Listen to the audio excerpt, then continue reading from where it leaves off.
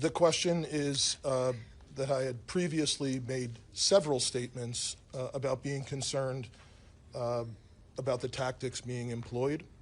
I am obviously very concerned that I have been told that a woman who was sitting in her car blocking the street and not the target of any enforcement activity is now deceased. However, I do not know, to be clear, I do not know the exact circumstances of the shooting, but I would tell you in any professional law enforcement agency in the country, I think they would tell you it's obviously very concerning whenever there's a shooting into a vehicle of someone who's not armed, but it also is something that is possible. At times it is justified. But it is very concerning, and it's something that most law enforcement agencies in the country train very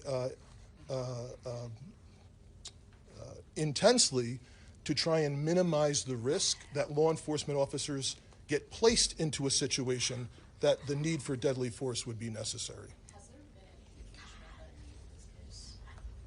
I didn't hear the question, I'm sorry. Has there been any indication of the need to shoot into the vehicle?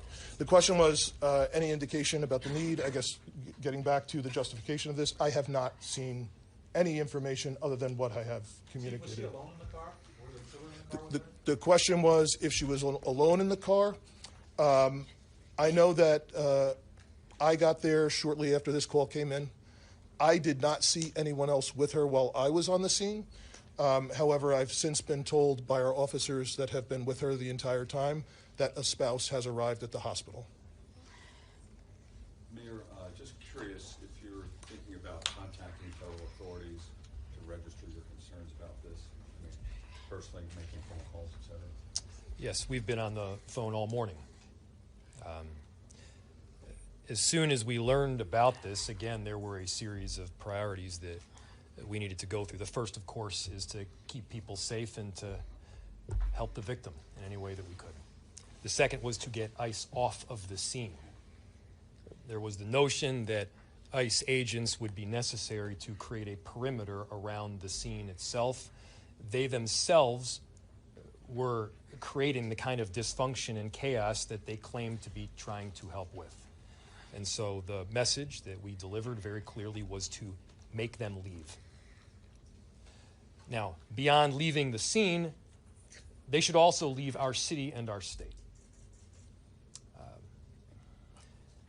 You know, we do work, our chief does work, our sheriff does work every single day to keep people safe in our city and in our state. And crime is dramatically down. Crime is down. It continues to trend down.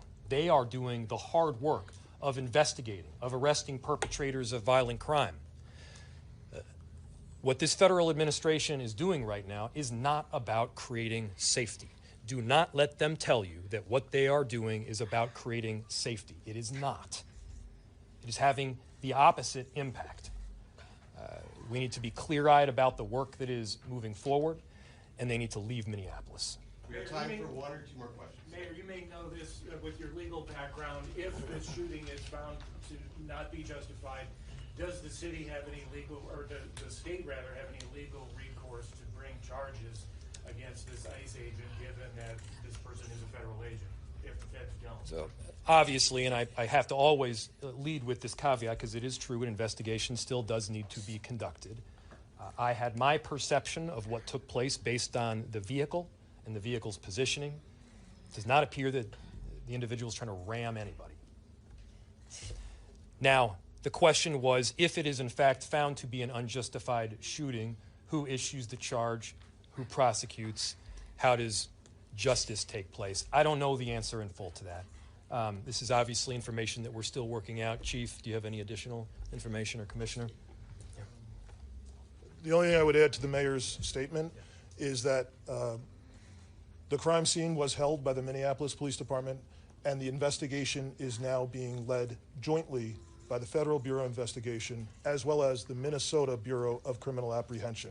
And the purpose of their involvement would be to investigate whether any state laws within the state of Minnesota have been violated. One more Can I just add something to that too? what's very important is that for our communities that we do have some kind of part in this investigation. It needs to be done on a local level. With all due respect to the federal level, we do need to make sure that our local agencies are involved. Most certainly the BCA is very well capable of working with our federal partners in doing so. That is something that is needed for our communities, and so that's something that I can tell you that there's already been conversations from the U.S. Attorney's Office to the BCA that have already taken place today. How that's going to roll out, we don't know yet, but we are making sure that there is some kind of local entity, namely the BCA, that has a part in this investigation for the purposes of transparency and expedient transparency as to what happened today. One more.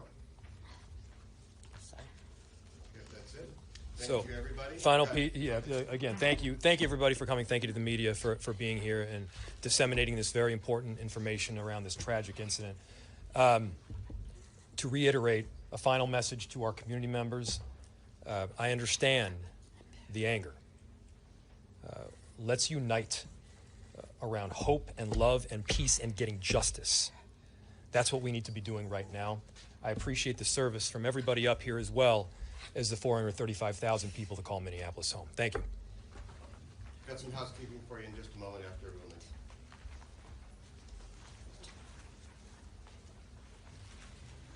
leaves. Okay, so all media questions, first of all, I'm Scott Wasserman, I'm the Communications Director at the city. All media questions should go to communications@minneapolismn, like Minnesota, communications@minneapolismn.gov. There was a question earlier about what happens when you call 911. We have some information on our website, Minneapolis.